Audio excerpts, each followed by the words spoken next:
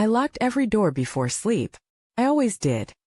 It had become a ritual, front door first, pulling it shut until I heard the heavy click, then turning the deadbolt twice, checking it again even when I knew it was already secure. I slid the chain across and tugged hard, making sure nothing could push it open. The back door was next, the one near the kitchen that sometimes rattled in the wind. I pressed my shoulder against it, latched it, and shook the handle until my arm ached. Windows too. I made the rounds, shutting every latch, testing every pane. Even the garage door, even the basement hatch. By the time I was done, the house felt like a sealed box, and the ring of keys in my hand felt like my armor. I carried those keys upstairs with me, the cold metal biting into my palm. I slid them under my pillow the way a child might hide a weapon, comforted by their weight. No one could get in. I told myself that over and over like a prayer. No one could get in. Sleep came uneasy, broken by shadows twisting across the ceiling and the hum of the refrigerator downstairs. Every sound felt louder at night, but I had taught myself to ignore it. Creaks in the wood, the settling of walls, the sigh of pipes. Nothing to fear, nothing real. Until the footsteps. Please subscribe to our channel and tell me in comments from where are you watching this video. First I thought I was dreaming. A faint thud, then another like weight pressing down on old floorboards. My eyes flew open, my ears straining. Silence. My breath slowed. I almost convinced myself it was nothing, until I heard it again. Clear. Heavy. Closer. Someone was walking down the hallway outside my room. My body went rigid, my pulse hammering in my throat. Slowly I slipped a hand under my pillow. The keys were there, pressing cold into my fingers. Every door was locked. Every window sealed. No one had come in. And yet the sound was real. Deliberate. Footsteps dragging softly across the wood. I sat up, my eyes on the door. The sliver of light from the street lamp outside stretched across the floor, broken by the faintest shadow moving past. My heart seized. The impossible was happening. There was someone inside the house. And it wasn't me. The footsteps didn't stop. They moved slowly, dragging, as if whoever was out there wasn't in a hurry but wanted me to know they were real. My throat went dry, my whole body pressed into the mattress as though the blankets could shield me. I counted the steps. 1, 2, 3. They paused right outside my door. I didn't breathe. I didn't dare. The knob didn't turn though. That almost made it worse. Whoever it was didn't need to rush. They just stood there, their shadow leaking under the crack in the door, stretching across the floor like a stain. Minutes ticked by, or maybe just seconds, it felt like forever. Finally the sound started again, moving down the hallway. The boards groaned under the weight, step after deliberate step. Then silence. I forced myself to move. My fingers wrapped tighter around the keys. I slid off the bed, my feet careful against the floor, and inched toward the door. My hand hovered over the knob, frozen. I told myself if I flung it open, maybe I'd find nothing but an empty hall. Maybe my mind was playing tricks. But then I heard it again. Not in the hall this time. Below me. In the kitchen. Cupboards opening. The scrape of a chair against tile. I gripped the knob until my knuckles went white. My mind raced. Every door locked, every window shut, every key with me. It was impossible. Unless the stranger hadn't come in. Unless they had been inside all along. The thought made bile rise in my throat. I tiptoed back to the bed and pulled the blanket around my shoulders. I wanted to call someone, but my phone sat charging downstairs, right next to where those footsteps now echoed.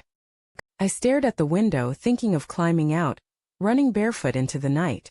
But the latch was stiff and I couldn't risk the sound of prying it open. Instead I listened. The noises didn't stop. The stranger moved like they owned the place. I heard the fridge door creak, the hum of it running louder, the thud of it closing. Then water running. Then silence again. I tried to wake myself up. Pinched my arm, bit my tongue, but this wasn't a nightmare. This was happening. When I finally found the courage to crack the door, I leaned out slowly, my eyes sweeping the hallway. Empty. But the air felt different, charged like someone had just passed through. I crept down the hall, every board threatening to betray me. Halfway down the stairs I froze. The living room light was on. I knew I had switched it off before bed, I always did. My ritual wasn't just about doors and windows. It was about light too. Dark meant safe. Dark meant nothing moving. But the lamp glowed warm, spilling shadows across the couch. And on the coffee table I saw something that made my blood run cold. A photo album. It was open, pages turned, the plastic sleeves reflecting under the light. I knew I hadn't touched that album in years. My heart slammed against my ribs. Someone was in the house, not just wandering but looking at us. I slipped back upstairs, teeth clenched against the urge to scream. My mind spun with questions. Who had a copy of the keys? Had Mom given someone access? Had Dad? Or was it worse, someone who didn't need keys at all? Back in my room I locked the door, shoving the desk against it. I pressed my back against the wall, clutching the keys like a weapon, though I knew they couldn't protect me.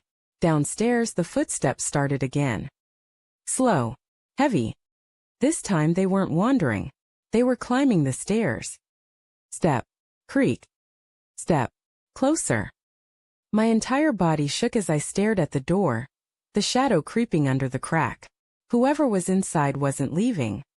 They were coming for me. The steps dragged closer, each one pressing down on the wood until the whole house seemed to breathe with them. I pushed harder against the desk I'd wedged against my door, my heart pounding so loud I thought whoever was outside could hear it. The shadow under the door thickened, pausing just inches from where my feet pressed into the floor. I wanted to scream for help, but my voice stuck in my throat like it was chained there. For a long moment nothing happened. Just the sound of my ragged breathing and the creak of the board straining beneath the stranger's weight. Then silence. No footsteps. No movement. Just silence so sharp it rang in my ears.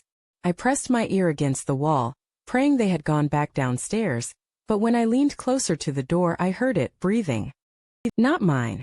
Slow, steady on the other side of the wood. I staggered back, clutching the keys in my hand until the edges cut into my palm. Whoever was out there wasn't just wandering, they were waiting. Minutes crawled by, though they felt like hours. Then finally the steps moved again. Slow. Descending the stairs, fading into the lower floor. I exhaled so hard my chest ached. My whole body shook as I slid to the ground, my back against the wall, my knees pulled tight to my chest. I stayed there until the first faint streaks of dawn touched the window. Only then did I dare to move the desk and open the door. The hallway looked normal. Empty. But when I stepped carefully downstairs, I knew it wasn't just a dream. The photo album was still on the table, open to a page of me as a child. Someone had circled my face in black ink, the marker bleeding through the plastic sleeve. My hands trembled as I touched the page, the lines fresh, the smell of ink still sharp. I snapped the album shut and looked around. The back door was locked. The front door too. Every window still sealed. I checked twice, 3 times. The keys were still clutched in my hand. So how? The stranger hadn't come from outside. The thought clawed at my stomach as I went room to room. Nothing was broken. Nothing was missing. But something felt wrong, like the air itself had been touched. I searched the basement next, flicking the light on, my breath catching in my throat. Boxes were moved. The old blanket in the corner was spread out like a bed. An empty water bottle sat near it. Someone had been living here. The world tilted. I gripped the wall, my mind screaming. This wasn't random. It wasn't someone passing through. They had been inside the house for weeks, maybe longer. Eating our food. Sleeping in our basement. Walking the halls while we slept. I stumbled upstairs, bile rising in my throat. The footsteps, the breathing, the circled photo. Suddenly it all fit into a nightmare I couldn't escape. When Mom came into the kitchen hours later, humming, pouring coffee, I wanted to tell her everything. I wanted to scream. But the words stuck, heavy in my throat. What if she didn't believe me? What if saying it out loud made it more real? So I stayed silent, clutching the album to my chest, my fingers tracing the circle around my childhood face. That night I didn't sleep. I sat on the floor of my room with the keys in one hand and a flashlight in the other, waiting. Listening. At 3 a.m. right on time, the floorboards groaned again. The stranger was back. The third night I didn't even bother lying down. I sat cross-legged on the floor, my back against the bed, the keys clenched so tight in my hand they cut half-moons into my skin. Every muscle in my body trembled, waiting for what I knew would come. The clock ticked like a hammer in my skull. 2:50. 2:57. 3 o'clock. And then it started. The boards in the hallway creaked. One step. A pause. Another step. That same slow rhythm that had etched itself into my bones. I aimed the flashlight at the door, my breath sharp, shallow. The shadow slid beneath the crack again, stretching across the floor toward me. I couldn't take it anymore. I stood up and shouted through the wood, my voice breaking. "Who are you?" Silence. Then the breathing. Long, steady, like the person outside had been waiting for me to acknowledge them all along. Rage burned through my fear.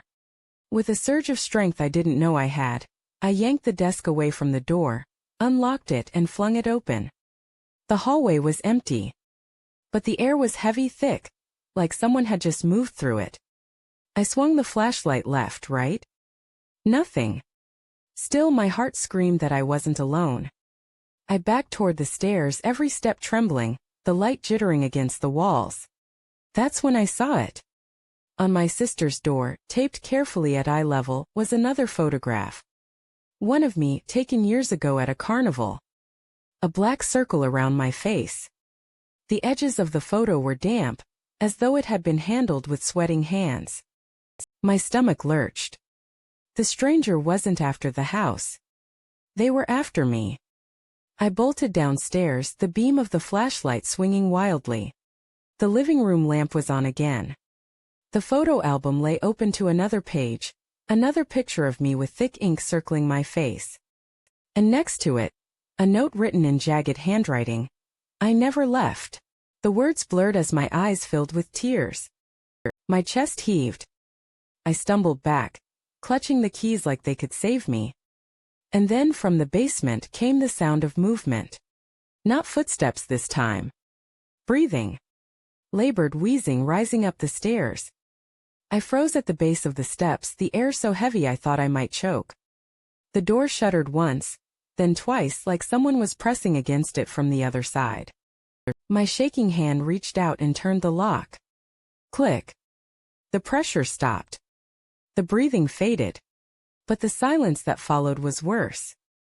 Hours passed before dawn broke. I sat in the living room, every light blazing, waiting for someone else to wake up. When Mom finally came downstairs, she gasped at the sight of me, hollow-eyed, gripping the keys, the photo album open on the table. I told her everything. The footsteps. The basement. The photos. Her face went pale, her mug shaking in her hand. At first she whispered, "You're imagining it." But when I showed her the note, her voice cracked. She dropped the mug, porcelain shattering across the tile. We called the police that morning. They searched the house, the basement, the crawl spaces. And in the farthest corner behind boxes of old clothes they found it. An old sleeping bag, food wrappers, bottles of water, and dozens of photographs. All of me. Some from years ago. Some recent. Some I didn't even know had been taken. Every one of them marked with circles, arrows, scribbled words. The officers carried the evidence out in boxes. They said whoever had been here was gone now, but the way they avoided my eyes told me the truth. They didn't know if he'd be back. That night, the house was quieter than it had ever been.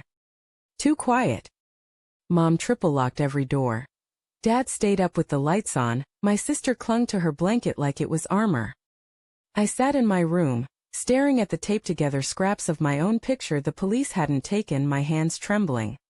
The keys were still under my pillow, but they didn't feel like protection anymore. Because locks only keep strangers out. They don't stop the ones who are already inside.